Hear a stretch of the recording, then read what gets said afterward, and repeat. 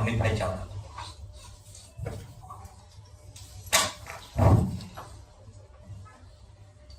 આજની પ્રેસ વાર્તામાં અમારી સાથે ઉપસ્થિત આદરણીય મનીષભાઈ દોશી, અમારા શહેર કોંગ્રેસ સમિતિના પ્રમુખ બેન સોનલબેન પટેલ, અમારા પ્રવક્તાશ્રીઓ હેમાંગભાઈ રાવલ, પાર્થિવરાજસિંહભાઈ હિરેનભાઈ, આપ સૌ મીડિયાના મિત્રોનું હાર્દિક સ્વાગત કરીએ છીએ. આજે જગતનો તાત ખેડૂત તમામ રીતે હેરાન પરેશાન છે, આર્થિક રીતે પાયમાલ થયો છે અને આત્મહત્યા કરવા માટે મજબૂર બન્યો હોય એવી સ્થિતિનું નિર્માણ થયું છે. એ કહેવત છે કે જેનો રાજા વેપારી એની પ્રજા ભિખારી. આજે રાજ્યમાં છેલ્લા 3 દાયકાથી ભારતીય જનતા પાર્ટીનું શાસન છે. દેશમાં પણ માન્ય નરેન્દ્રભાઈ મોદી આ 3જી વખત વડાપ્રધાન બન્યા છે. ત્યારે એવી હાલત છે આ ખેડૂતોની. એક તરફ ઉપર કુદરત ઉઠી છે અને બીજી તરફ જે સરકાર પાસે એને મોટી આશા અને અપેક્ષા હતી એ સરકાર દયાહીન અને ખેડૂત વિરોધી આજે દેખાઈ રહી છે. ત્યારે એવું ચોક્કસ કહી શકાય કે સરકાર તરફથી જાહેરાતો થાય કે અમે ખેડૂતો માટે ઐતિહાસિક પેકેજ જાહેર કર્યું છે, પણ ગઈકાલ રાત્રે અનેક ખેડૂતો સાથે વાત થાય છે તો ખેડૂતો એમ કે છે કે આ કોઈ પેકેજ નહીં પણ પડીકું છે. એટલે ગુજરાતમાં છેલ્લા 10 વર્ષથી જે ખેડૂતોની હાલત જોઈએ, એક વર્ષમાં ક્યાંક અતિવૃષ્ટિ થાય છે, વાવાઝોડું આવે છે, પૂરની સ્થિતિનું નિર્માણ થાય છે, ક્યારેક કમોસમી વરસાદ થાય છે અને ખેડૂતોની આખા વર્ષની જે મહેનત છે, જેની સ્વપ્નો છે, એ બધું જ ધોવાઈ જાય છે. અને એની સામે સરકાર પાસે જે આશા અને અપેક્ષા હોય એની કોઈ પણ જાતની મદદ કે રાહત આજ દિન સુધી ખેડૂતોને મળી નથી. હમણાં દેશમાં પાર્લામેન્ટમાં કૃષિ મંત્રાલય દ્વારા જે આંકડા આપવામાં આવ્યા કે ગુજરાતમાં 50 લાખથી વધુ ખેડૂતોએ બેંકોમાંથી ધિરાણ લીધું છે અને આ ધિરાણની રકમ જોવા જઈએ તો લગભગ 1,50,00,000 જેટલી થાય.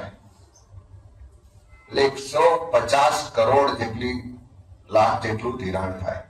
એવા સંજોગોમાં આ ગુજરાતના ખેડૂતો પાસે જોઈએ તો લગભગ પ્રત્યેક ખેડૂતના માથે આજે 56,000 જેટલું દેવું છે.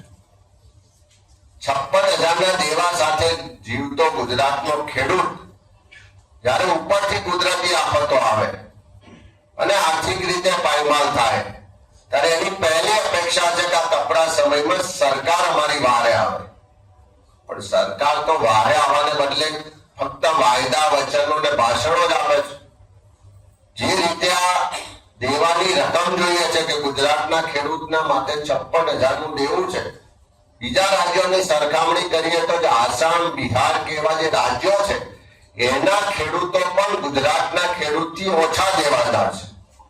આપણે વારંવાર પ્રધાનમંત્રી શ્રી નરેન્દ્રભાઈ ભાષણો તો કરે છે કે અમે ખેડૂતોની આવક બમણી કરી દઈશું, અમે ઉત્પાદનના બમણા બજાર ભાવ આપીશું. મુખ્યમંત્રી હતા ત્યારે ભાષણ કર્યા કે અમે તો ગુજરાતમાં ખેડૂતો માટે એટલું સારું કર્યું છે કે ગુજરાતનો ખેડૂત મારુતિ ગાડી લઈને ફરે છે. 2014ની ચૂંટણીમાં આખા દેશમાંથી ખેડૂતોના મત લેવા માટે ભાષણો કર્યા. એક વખત તક આપો, અમારી સરકાર આવશે એટલે પહેલી કેબિનેટ બેઠકમાં દેશના ખેડૂતોના દેવા માફ કરી દઈશું. આટલા વર્ષો પછી મળ્યું છું તો ખેડૂતોને ખાલી આ પેકેજના નામે પડીકું મળી રહ્યું છે. સરકારે જે ગઈકાલે પ્રેસ કોન્ફરન્સ કરીને જાહેરાત કરી કે આ જે નુકસાની થઈ, કમોસમી વરસાદ આવ્યો, એ ઇતિહાસનો સૌથી લાંબો કમોસમી વરસાદ છે એવી જાહેરાત સરકારે કરી. સરકારની જાહેરાત મુજબ 16,500 જેટલા ગામો એમાં ઇફેક્ટેડ થયા અને ગુજરાતમાં લગભગ 72 લાખ હેક્ટર જેટલી જમીનમાં વાવેતર હતું. એ પૈકી સરકારના રેકોર્ડ મુજબ, અહેવાલ મુજબ 42 લાખ હેક્ટર જમીનમાં કમોસમી વરસાદને કારણે વાવેતરને નુકસાન થયું છે. અને સાચી હકીકતો સ્થળ પર જઈને અમે જે જોઈ છે, જે કોંગ્રેસ દ્વારા કિસાનોનો આક્રોશ, તકલીફ હતી, દર્દ હતું, એને વાચા આપવા માટે ખેડૂત આક્રોશ યાત્રાની શરૂઆત સૌરાષ્ટ્રમાં કરવામાં આવી અને જે ગામે ગામે અમે ખેડૂતોને મળ્યા છે, સ્થિતિ જોઈ છે, એ મુજબ જોઈએ તો આ સરકારી આંકડાને અહેવાલ કરતા અનેક ગણું વધારે નુકસાન થયું છે અને ખેડૂતો આજે ખૂબ તકલીફમાં છે. સરકારે 10,000 કરોડનું ઐતિહાસિક પેકેજ એવી ખૂબ મોટી વાતો કરી. એમ પણ કહ્યું કે પ્રતિ હેક્ટર અમે 22,000 રૂપિયાની સહાય આપીશું ને 2 હેક્ટરની મર્યાદા. પણ તમે વીઘા દીઠ આ સહાયનો જો ગણતરી કરો તો ફક્ત 3500 રૂપિયા એટલે કે 3,500 રૂપિયાની સહાય પ્રતિ વીઘા આ પેકેજના માધ્યમથી મળવાની છે. એક તરફ તમે કોઈ પણ ખેડૂતને મળો, એના ખેતરમાં જાઓ ને સ્થિતિ જુઓ કે ખાતર મોંઘું છે, બિયારણ મોંઘું છે, વીજળી મોંઘી છે, પાણી મોંઘી છે, એના ઇનપુટ્સ જેટલા છે બધા ખૂબ મોંઘા છે. એની પાછળ જે મજૂરી છે, મહેનત છે, એ પણ મોંઘી છે. એટલે કપાસ હોય કે મગફળી હોય એવા જે પાકો છે, પ્રતિ વીઘા ગણીએ તો લગભગ 17,000 જેટલી રકમ તો ફક્ત એમાં ઇનપુટ્સ પાછળ જાય છે. અને સાથે સાથે એની જે ઉપજ થવાની એનો અંદાજ જો ટેકાના ભાવ મુજબ ગણીએ તો બીજા 30,000 રૂપિયાની ઉપજ થવાનો અંદાજ હોય. આ બંનેનો સરવાળો ગણીએ તો લગભગ વીઘાએ 45,000 થી 50,000 રૂપિયા ખેડૂતોને મળવાના હતા. અને એની સામે કમોસમી વરસાદ થયો, જે નુકસાન થયું, જે ખેતી બરબાદ થઈ ગઈ અને એની સામે 10,000 કરોડના પેકેજની જાહેરાતની વાતો થાય છે, પણ ખેડૂતના વીઘાએ 50,000ની જે આવક થવાની હતી એની સામે જે સંપૂર્ણ નુકસાન થયું એટલે કે વીઘે 50,000 રૂપિયાનું નુકસાન થયું અને એની સામે આ પેકેજમાં ફક્ત વીઘે 3500 રૂપિયા આપવાની વાત કરે અને બીજી બાજુ માનનીય મુખ્યમંત્રી હોય કે કૃષિ મંત્રી હોય, જે ભૂતકાળમાં કૃષિ મંત્રી થાળી વગાડીને પેલા તીડ ભગાવતા હતા, એ જ રીતે થાળી વગાડીને ખૂબ ઐતિહાસિક પેકેજ આપ્યું હોય એની વાતો કરે છે. પણ 3500 રૂપિયા આપવાથી ખેડૂત કેવી રીતે પાછો બેઠો થવાનો? અને એટલા જ માટે તમે જોવો કે દ્વારકામાં ખેડૂતે આત્મહત્યા કરવી પડી, ઉનામાં ખેડૂતે આત્મહત્યા કરવી પડી. અને આવી જ રીતે જો સરકાર દયાહીન થશે, ફક્ત જાહેરાતો કરશે તો આ આત્મહત્યાનો દોર હું માનું છું કે ગુજરાતમાં ખૂબ લાંબો ચાલવાનો છે. અને એવા સંજોગોમાં અહીંયા ગુજરાતની જ વાત કરીએ તો એક સમય એવો હતો કે ટાટા નેનો કંપનીને સરકારે 33,000 કરોડ રૂપિયાની રાહતો તો પહેલી જ આપી. રાહતો અને બધી સગવડો જોઈએ, ઇન્ફ્રાસ્ટ્રક્ચરમાં મદદ જોઈએ તો લગભગ 60,000 કરોડ કરતા વધારેની રાહત ફક્ત એક કંપનીને આપી. દેશમાં પણ જોઈએ તો ઉદ્યોગપતિઓના લગભગ 16 લાખ કરોડ કરતા વધારે રકમના દેવા માફ કરવામાં આવ્યા, અનેક કરોડોની રકમો રાઇટ ઓફ કરવામાં આવી અને ગુજરાતનો ખેડૂત આજે 3 લાખ કરોડ કરતા વધારેના બજેટમાંથી તકલીફના સમયે દેવા માફીની આશા રાખીને બેઠો હતો. ત્યારે એને 10,000 કરોડના નામે વીઘે 3500 રૂપિયા આપવાની વાત આ સરકાર કરે છે અને એની જાહેરાતો વાહવાહી મેળવે છે. ત્યારે સાચા અર્થમાં સરકાર ખેડૂત વિરોધી છે. એની નીતિ અને નિયતમાં ક્યાંય ખેડૂત દેખાતો નથી, ખેડૂતનું ભલું દેખાતું નથી. ફક્ત ને ફક્ત આ સરકાર વેપારીઓની સરકાર છે, ઉદ્યોગપતિઓની સરકાર છે, એવું આજે ગુજરાતનો એક એક ખેડૂત આંસુ સાથે કહી રહ્યો છે. અને એટલા જ માટે જ્યારે અમે કિસાન આક્રોશ યાત્રાની શરૂઆત કરી ત્યારે અનેક જગ્યાએથી રજૂઆતો હતી કે આ સરકારે આખા દેશમાં પહેલી ગુજરાતની સરકાર છે કે જેમાં 2019ના વર્ષથી પાક વીમા યોજના બંધ છે. જે પાક વીમા યોજના જ્યારે બંધ થઈ ત્યારે ગુજરાતના ખેડૂતના લગભગ 60,000 કરોડ કરતા વધારેની રકમો એ વીમા કંપનીઓ પાસે લેવાની બાકી રહેતી અને એવા સમયમાં પાક વીમા યોજના બંધ કરવામાં આવી. જે પ્રધાનમંત્રી ફસલ વીમા યોજનાના નામે વડાપ્રધાનશ્રીએ ખૂબ ભાષણો કર્યા, એના ઓડિયો ક્લિપ તમે બધાએ સાંભળી હશે. એ 2019 ની પાક વીમા યોજના ગુજરાતમાં બંધ છે. દર વર્ષે કંઈક વાવાઝોડું આવે, અતિવૃષ્ટિ થાય, કમોસમી વરસાદ થાય, પૂર આવે, કુદરતી આફતો આવે અને દર વખત ખેડૂતોએ બિચારો બાપડો થઈને સરકાર પાસે ભીખ માંગવી પડે. પણ જો પાક વીમા યોજના હોય તો આ દર વર્ષે ભીખ માંગવાનો વારો ના આવે. એના અધિકારથી, એના હક સાથે એ પાક વીમા યોજના મુજબ વળતર મેળવી શકે. પણ પાક વીમા યોજના પણ નથી.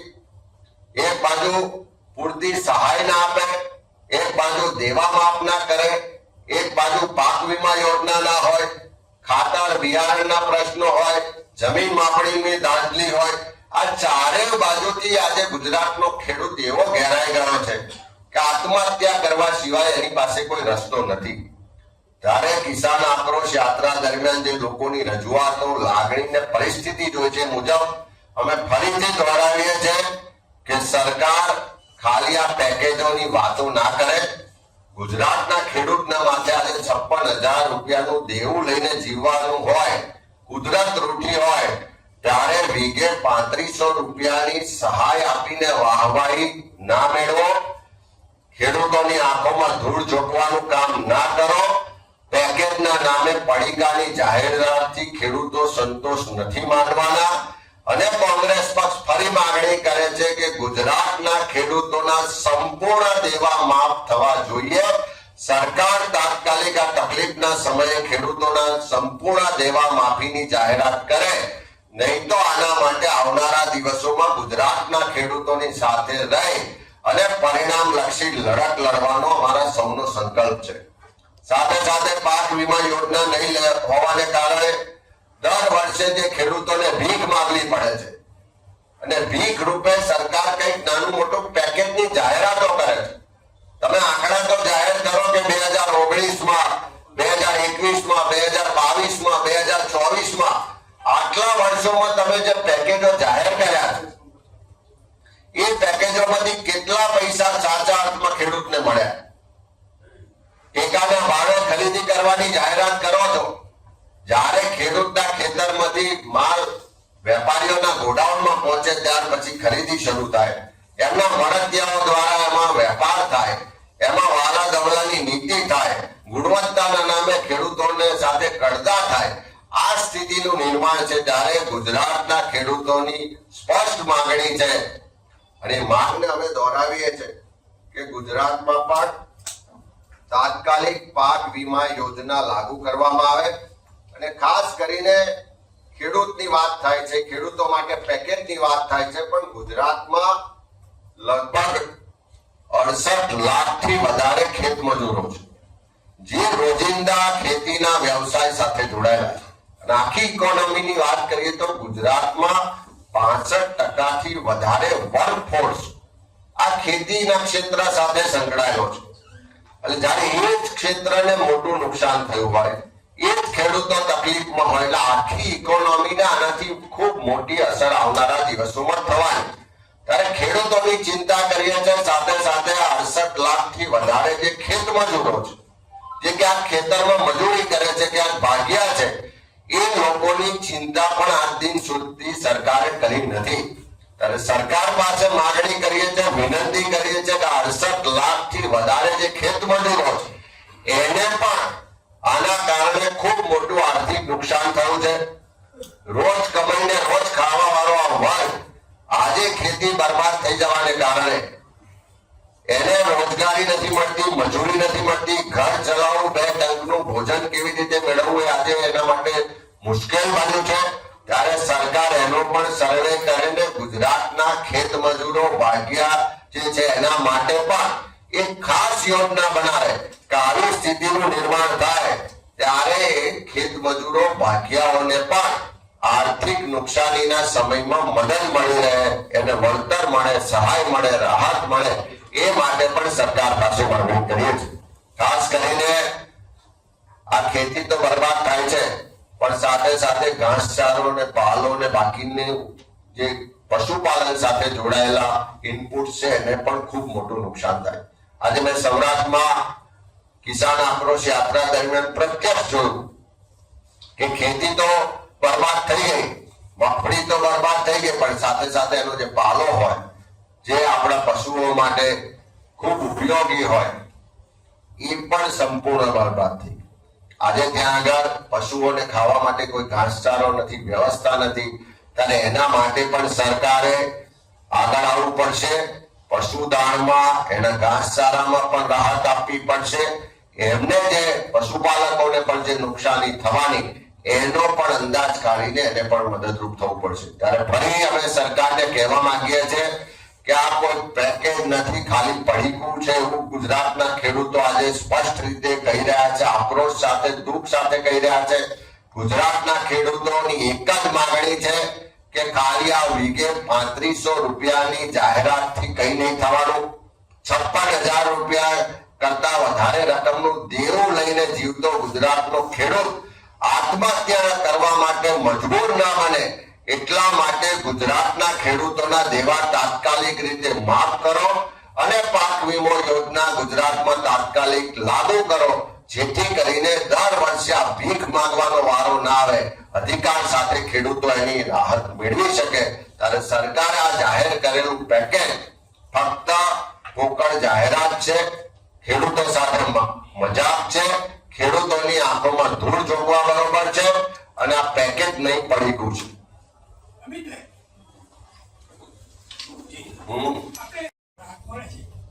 મનમોહનસિંહની સરકાર વખતે અત્યારની મોંઘવારીના પ્રમાણમાં ડબલ લાભ આપતા કહેવા સાબિત છે.